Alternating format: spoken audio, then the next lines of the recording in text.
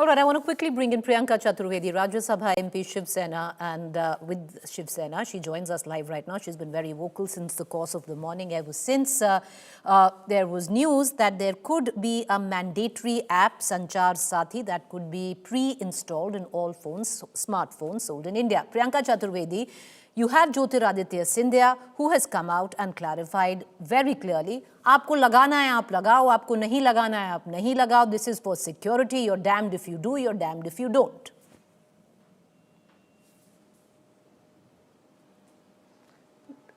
Is that a question? I would say even the statement coming from the minister is so arrogant in nature and so arrogant in content and is also full of half-truths.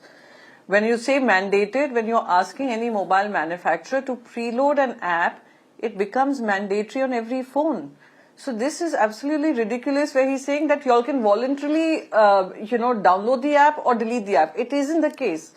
They have mandated every mobile manufacturer, which Apple has pushed back now, that they need to preload this app.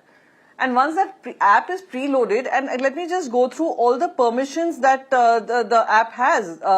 Because I have a screenshot. It can read your SMSs, it can check your phone status, it can check all your photo media files, it can check your storage if your phone has USB storage, it can access camera, it can have your device ID and call information, it can control your flashlight, it has full network access, run at startup, control vibration, prevent device from sleeping, Google Play license check. So it can check just so much. That is the access that the app will have. And it is coming preloaded. So whatever he is saying is absolutely half-truth, where he says you can delete the app. No. When you're preloading it, that's a choice you're taking away from the citizen of this country, whether they want this app on their phones or they don't want this app on their phone. So that choice is killed. Then your right to privacy is under attack. And this is exactly what this government has been up to, whether it was Pegasus on journalists' phones, whether it was a state-sponsored hacking on our phones, and now they were trying to test waters by trying to do this with 140 crore Indians and whoever uses a mobile phone. So clearly they have been called out and he has been left with a red face. I would want him to withdraw this because spoken words do not hold any legal value. It is the written words, and the written words are pretty clear that it is mandated and they cannot alter, change or deny access. That is the plain truth which has to be withdrawn. But Priyanka Chaturvedi, what Jyotiraditya Scindia has gone ahead and said, and I'll just quote you on that yes, it's been pre-mandated to pre-install this app on all phones sold in India. But if you want, you can activate it because it can provide you with an X amount of security because there's a fair amount of cyber fraud. If you don't, then you don't activate it. If you don't want the Sanchar Saathi app, all you have to do is delete that app from your phone that is bought. It's not mandatory. That is what Jyotiraditya Scindia says. No, again, I will just repeat what is mandatory and what is a choice. Let me tell you. A choice is when you know that an app like this exists and it can safeguard your phone. It gives the citizen that choice whether they want to download it on their phone for safety purposes or they don't want to download it. That is choice. Now, what is mandate? Mandate is when you tell them that this app has to be preloaded on your phones and let the citizen have it on their phones and then they decide whether they want to keep it or delete it. That means they were left with no choice, but it has come to them as part of buying a handphone. That is what I'm trying to tell you. What he's saying is half-truth. What he's hiding are facts. And that is what I'm trying to say here, that the choice should be that there of is, the of course, country, the point that you make of surveillance, the point that you make of snooping is very much there and it is taken. But even if it is under pressure that the Telecom Minister is backtracking and he's come out with an explanation, he actually does say that you can delete an app from your phone, and it can really happen on all preloaded apps that you get sometimes on your phone. You can delete that particular app. It's tech. No, again, let me repeat to you, Preeti. All the preloaded apps that come, a customer, when they're buying a handset, they are in a contractual agreement. They agree that we know these apps are there, and these are not government apps. This is not any government of any country preloading an app. This has never happened. Russia perhaps has that. Probably North Korea would have it, but no government has this. No government app which can have the your option, data, Priyanka which can use Chaturvedi, it to for their delete that purposes. app. Again, I'm asking you, ma'am, and I repeat to you, why should I be buying a handphone with a preloaded app coming from the government of India?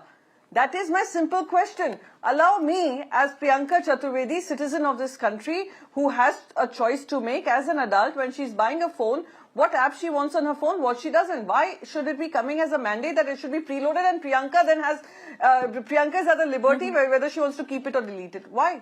Let it be like any other app. And if you're so concerned about cyber safety, I'm so sorry, I have to say this. You have AIMS data breach, Aadhaar card data breach, then health records data breach. First, maintain the security that is needed for our, cyber safety before you come to this. So I think this was rushed through. This was done in a very, a cloak and dagger manner. They were testing waters, and as a member of the Standing Committee of IT and Commerce, Communication, this could have also passed through the basic scrutiny of will this damage any kind of constitutional privilege and rights that people of this country have. So that is also not done. So the basic stakeholder consultation that should happen at every point has not been done.